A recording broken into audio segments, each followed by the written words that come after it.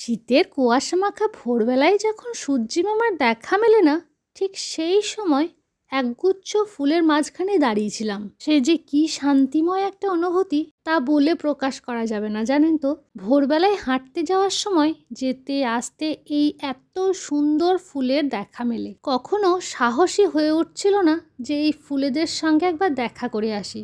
তবে আজ থাকতে না পেরে চলেই এলাম। তবে পৃথিবীতে এমন খুব কম লোকজনই আছে যে ফুল দেখে আকর্ষিত হয় না। তবে আমার মনে হয় এই শীতকাল যেন অনেক রঙিন, অনেক রঙিন রঙিন ফুলেদের দেখা মেলে এই শীতকালে। কি বলবো আপনাদের, ওখান থেকে বেরিয়ে আসতে মন করছে না, জানেন।